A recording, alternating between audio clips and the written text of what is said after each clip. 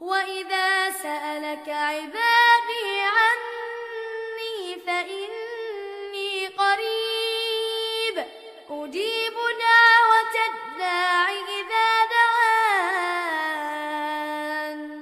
فَلْيَسْتَجِيبُوا لِي وَلْيُؤْمِنُوا بِي لَعَلَّهُمْ يَرْشُدُونَ۔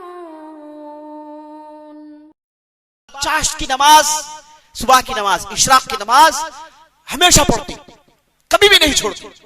جب مار کے لڑائی میں چلی گئی، تفصیل آئے گی انشاءاللہ، جب بوڑھی ہو گئی، بعض لڑائی میں شامل ہوئی، اس وقت بھی یہ چاشت کی نماز نہیں چھوڑتی۔ لوگ پوچھتے کہ اتنی تکلیف کیوں؟ تو کہتی کہ میرے محبوب نے مجھے اس نماز پڑھنے کا حکم دیا، میں اسے کیسے چھوڑ سکتی ہوں؟ اگر میرے باپ ابو بکر قبر سے اٹھ کر مجھ سے کہے کہ یہ نماز چھوڑ دو تو میں نہیں چھوڑوں گی، یہ نماز چھوڑ دو تو میں نہیں چھوڑنے والی ہوں۔ تو اس حد تک آپ صلی اللہ علیہ وسلم کی اطاعت کیا کرتی تھی میرے دوستوں۔ چاشت کا وقت کب شروع ہوتا ہے؟ فجر کی نماز آپ پڑھے تو ہر مسجد میں چاشت کا وقت ہوگا، اشراق، اسی کو اشراق کو چاشت کہتے ہیں، اسی کو اوابین کہتے ہیں۔ آپ اس وقت سے لے کے زوال تک 12 بجے تک یہ نماز پڑھ سکتے ہیں۔ اس کے 8 رکعت ہیں، آپ 2 پڑھیے، 4 پڑھیے، 6 پڑھیے یا پھر 8 پڑھیے، آپ کی مرضی۔ اس میں بہت زیادہ ثواب ہے، بہت زیادہ ثواب ہے۔ عام طور پر لوگ اس تعلق سے غفلت میں رہتے ہیں، لوگ اس کے اہتمام نہیں کرتے۔ یہ بہت پاورفل نماز ہے۔ حدیث میں آپ صلی اللہ علیہ وسلم نے کہا صلاۃ الاوابین حین ترمض الفصال، یہ اللہ سے ڈرنے والے، انتہائی اللہ کی طرف رجوع کرنے والے، زیادہ ڈرنے والے، خوف میں رہنے والے، یہ اس نماز کو پڑھتے ہیں جو چاشت میں پڑھی جاتی ہے۔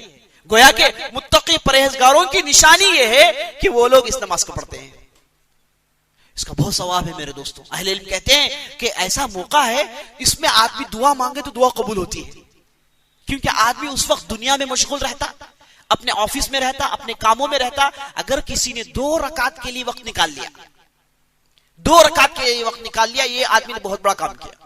یاد رکھ لیجئے، تجربہ ہے کہ آپ نے دعا پڑھ کے مانگی، ضرور آپ کی دعا قبول ہوگی، کیونکہ آپ نے اللہ کے لیے چھوڑا اپنے کام کو، اپنے آفس کو، اپنے باس سے آپ نے رسک فیس کیا، آپ نے چھپ چھپا کے 2 رکعت نماز پڑھی یا پھر 4 پڑھی، تو یاد رکھ لیجئے آپ بہت بڑا کام کر رہے ہیں۔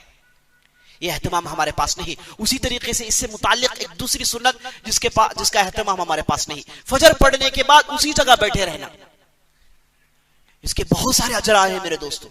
آپ صلی اللہ علیہ وسلم نے ایک حدیث میں کہا الحج تامہ تامہ تامہ، اگر کوئی آدمی فجر پڑھے اور اسی جگہ بیٹھا رہے اذکار کرتے ہوئے، اللہ کو یاد کرتے ہوئے، لوگ بیٹھتے ہیں دوسرے گپے مارتے ہوئے، شاید ان کو ثواب نہیں ملے گا۔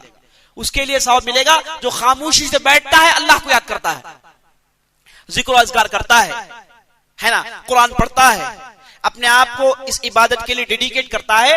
کب تک؟ اشراق کے وقت تک۔ میرے دوستوں بڑی مشکل سے آدھا گھنٹہ ہے، بڑی مشکل سے 45 منٹ ہے، 35 منٹ ہے، صرف بیٹھنا ہے، بس ذکر کرنا ہے۔ اجر کیا ہے؟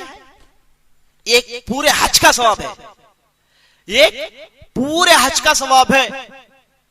ہم لوگ غفلت پڑے ہیں، ہم میں سے کتنے لوگ ہیں اس پر عمل کرتے ہیں؟ اللہ اکبر، ایک پورے حج کا ثواب ہے میرے دوست۔ اور اس کے بعد آپ صلی اللہ علیہ وسلم کہتے ہیں بورک لی امتی فی بکورہا، میری امت کے لیے برکت اللہ نے صبح کے وقت میں رکھا ہے۔ آپ صلی اللہ علیہ وسلم چاشت کی نماز سے پہلے اپنے کام کے لیے نکل جاتے، کام میں جاتے، بعد میں نماز پڑھتے۔ یاد رکھ لیجیے چاشت کی نماز اور فجر کے بعد بیٹھنا دونوں میں کوئی ریلیشن نہیں۔ آپ بیٹھ کے اٹھ کے چلے جائیں، بعد میں چاشت کی نماز پڑھ لیں، زوال تک اس کا ٹائم ہے۔ تو میرے دوستو یہ اجر عظیم ہے، اس تعلق سے ہم غفلت میں پڑے ہیں۔ الذین